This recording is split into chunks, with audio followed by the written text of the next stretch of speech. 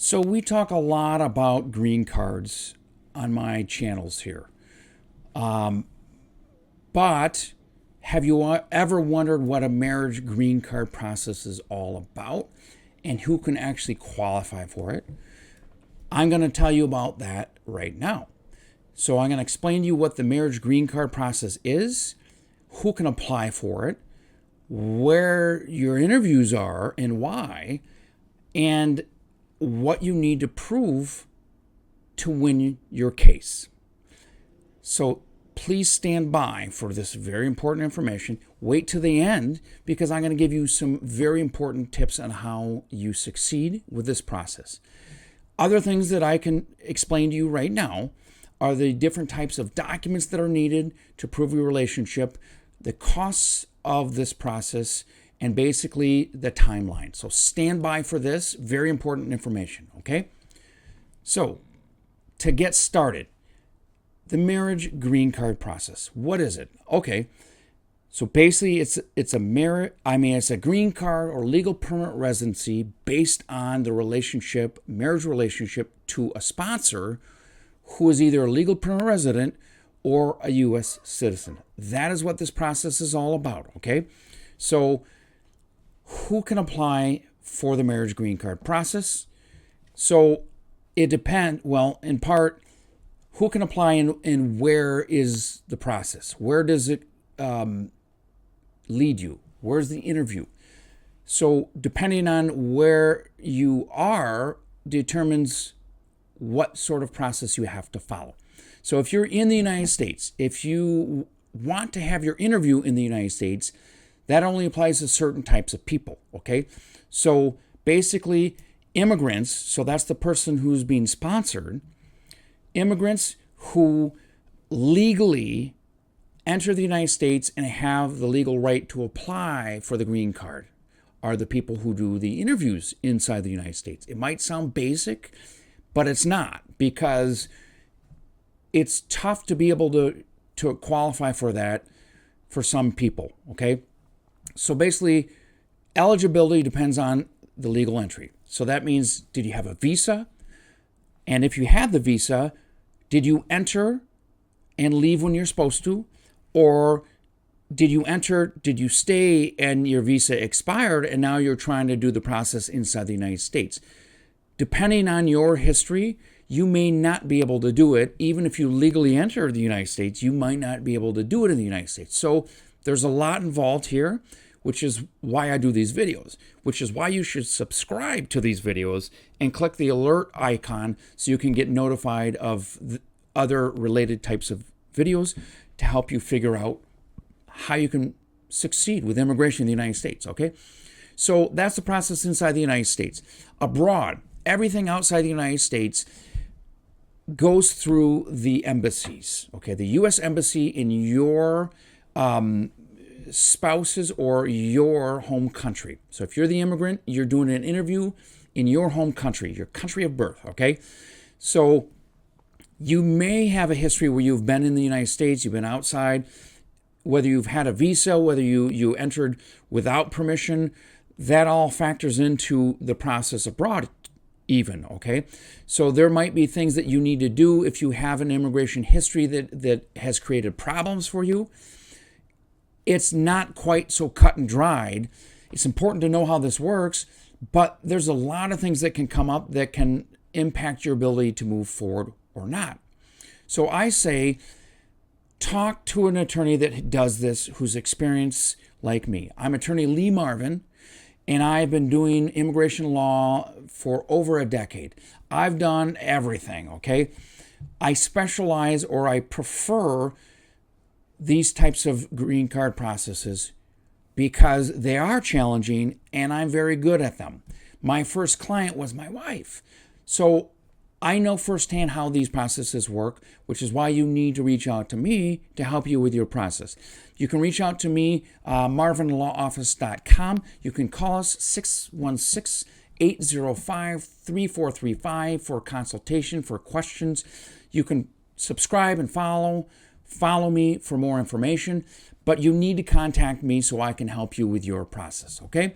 So back to the green card process. Okay, what do you need to prove to be successful? So basically, you need to prove that the sponsor is a legal permanent resident or a U.S. citizen. That's the first thing. So sponsorship is one thing, then the beneficiary. The beneficiary, it all depends on the relationship with the sponsor. So obviously, we're talking about marriage green card, so we're talking about proving that you have the legal relationship through marriage to be able to do this process. So the sponsor needs to prove that they have the legal standing to be able to sponsor someone else. The someone else needs to show that they have that legal relationship with the sponsor, and in this case, it's marriage, okay? Also, I'll give you a tip.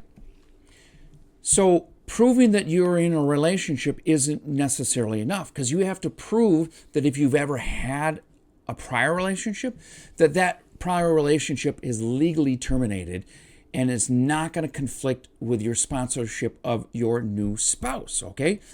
So it's that relationship, it's the eligibility of the sponsor.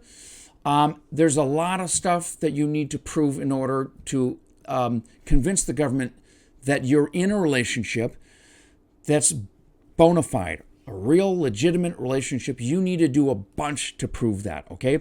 So there's a lot of ways to do that. I've done other videos about how to do that. But in short, you have to prove, you have to provide information that shows that it's a solid relationship. If that's a 10-year relationship, not so difficult. If it's a year, a lot more challenging, which is why I tell people, call me. Don't try to do this. Call me so that I can help you succeed the first time, okay? So proving that ongoing relationship is a bit of a challenge, but you probably have information at your disposal that you can find that shows that relationship. So you can find that information before you give me a call, so it makes it quicker and easier to do this process. But you definitely need information to show that relationship. So it's not enough that you got married, okay?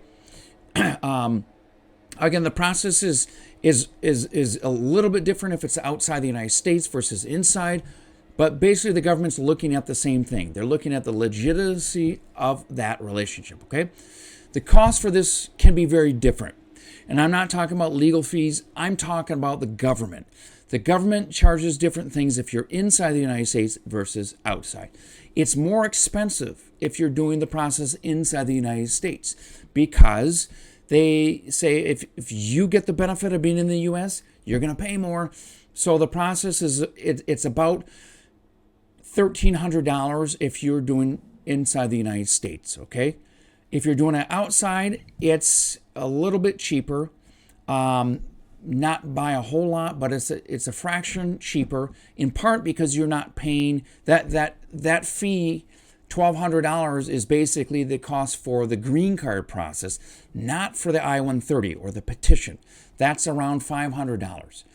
Outside the United States, you still have to pay the $500 for the petition, but the cost at the embassy is a little bit less than inside the United States. So the costs are a little bit different, a little bit cheaper outside the United States because there is that burden of being separated. So they give you a deal on the fees, okay? So timelines. If you're inside the United States, it's around 12 to 14 months currently. That fluctuates a little bit, but if you plan on 12 months, you're going to be pretty close. It's been a little bit longer recently, but not too much longer. Outside the United States is a whole different ballgame because you have to do the initial part inside the United States, which is the petition for your relative, and that takes about 10 to 12 months by itself. And then you've got to jump through the hoops of the embassy and the National Visa Center, which usually adds another 6 to 9 months onto the process. So it is longer outside the United States, but most people don't have the ability to come inside the United States to do the process. So that's the process that you're stuck with. Again, a lot involved in this. You definitely need help with this. People call me all the time saying, oh, I filed myself and I don't understand what's going on, why they're asking this, why they're rejecting it. Save yourself trouble, heartache, and money. Hire an attorney to begin with. I want to be that attorney because I'm darn good at this, give me a call. I want to help you today.